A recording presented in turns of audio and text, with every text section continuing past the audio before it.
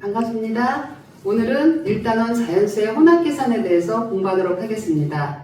자연수의 혼합계산은 한식에 덧셈, 뺄셈, 곱셈, 나눗셈 이 모든 부호가 섞여서 나오는 식이므로 순서에 맞춰서 계산하지 않으면 어느 하나라도 틀리게 되면 답이 다 틀리게 되므로 아주 꼼꼼하게 눈으로 보지만 말고 계산 순서를 다 써가면서 그렇게 계산을 해야만 정확한 계산을 할 수 있는 식입니다.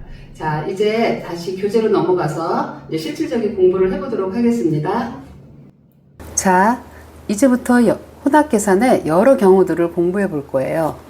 먼저 덧셈과 뺄셈이 섞여 있는 식은 어떻게 계산해야 되는지 알아볼까요? 덧셈과 뺄셈이 섞여 있는 식은 앞에서부터 차례대로 계산합니다.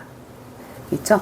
요 앞에서부터 차례대로라는 말, 요거를 꼭 지켜서 계산을 해야 됩니다.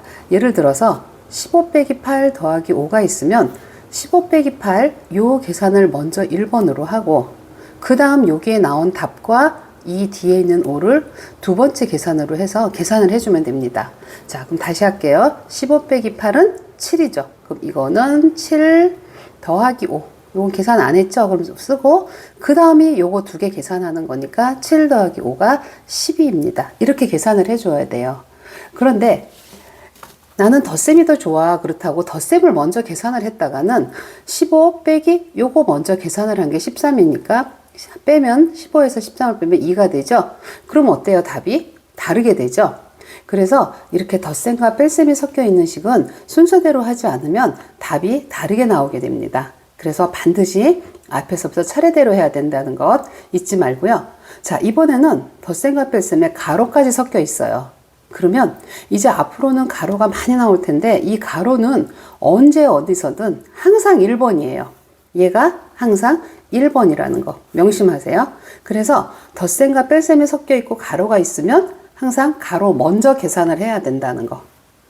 그래서 53 빼기 가로하고 19 더하기 16이 하고 있으면 이 가로 안에 있는 계산 얘가 1번이 되는 거예요. 먼저 계산을 해놓고 그 다음에 앞에 있는 53에서 요 계산 항식을 빼주는 거예요. 자, 그럼 해볼게요. 53 계산 안 한 거는 먼저 옵니다. 얘를 먼저 계산했다고 얘가 앞으로 가서 35 빼기 53 이렇게 하면 틀리게 됩니다. 그래서 먼저 자기 자리에 있던 애는 먼저 쓰고 그 다음 계산을 먼저 한 애를 그 다음에 써주는 거예요. 그래서 53 빼기 35가 얼마죠? 18이죠. 이렇게 계산이 되는 겁니다. 그런데 얘도 순서를 가로를 먼저 안 하고 순서를 좀 제대로 안 했어요. 그러면 앞에서 한다고 했다고 해서 요걸 먼저 해서 빼면 34 더하기 16을 했더니 답이 50이죠. 그러면 어때요? 답이 또 달라지죠. 그래서 항상 계산 순서는 정확히 지켜서 바르게 계산을 해줘야 바른 답이 나오는 겁니다. 자, 그러면 선생님하고 예를 들어서 하나 풀어볼까요?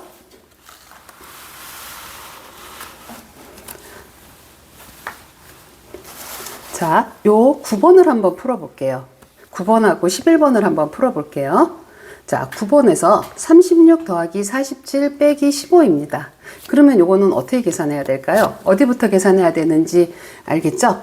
앞에서부터 차례대로입니다. 그래서 앞에서부터 차례대로 요거 1번, 그 다음에 요거 2번 이렇게 계산이 되죠? 그래서 요거는 36 더하기 47을 하면은 83이죠? 거기서 15를 빼줍니다. 그러면 어떻게 되죠? 68이 되죠? 이렇게 계산을 해줘야지 돼요. 자, 그 다음에 가로가 있는 식을 한번 볼까요?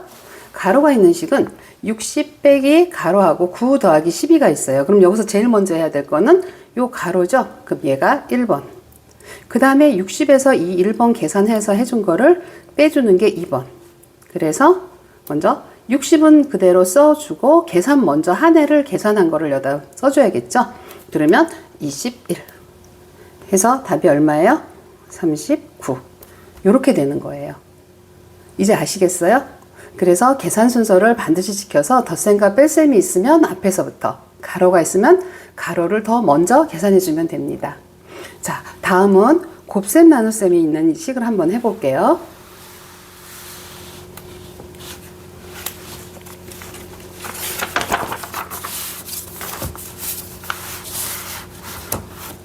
곱셈과 나눗셈이 있는 식도 덧셈과 뺄셈처럼 곱셈과 나눗셈만 섞여 있는 식도 반드시 앞에서부터 차례대로 계산을 해줘야 합니다.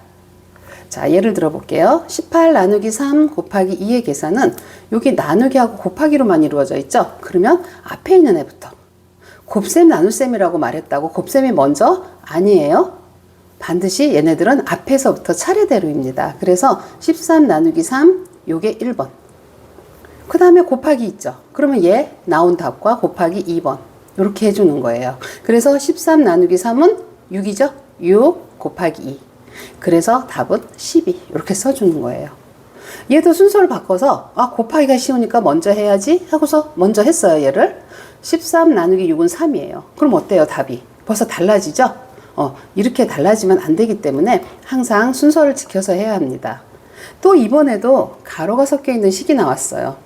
가로가 있는 식은 뭐라 그랬죠? 항상 가로가 1번이라고 얘기했죠? 제일 먼저예요. 요거 반드시 지켜주셔야 돼요. 그래서 48 나누기 4 곱하기 2가 가로가 돼 있어요. 그럼 누구 먼저 해야 될까요? 가로 먼저 해야겠죠? 자, 얘 1번이에요. 그 다음에 48에서 1번에서 계산했던 답을 8을 나눠주는 거죠. 2번. 그러면 48 나누기 요거 계산한 값 8.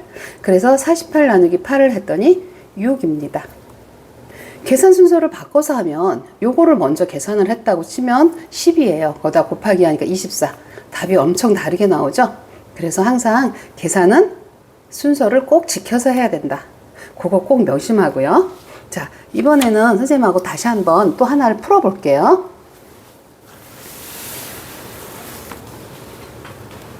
자, 이번에도 9번하고 11번을 한번 풀어볼까요? 자, 그러면 10 곱하기 4 나누기 8이니까 곱하기 나누기가 나왔네요. 그러면 어떻게 될까? 요거를 먼저 해야겠죠? 10 나누기 4, 요게 1번. 그 다음에 1번과 8을 나눠주는 게 2번. 이렇게 되는 거예요.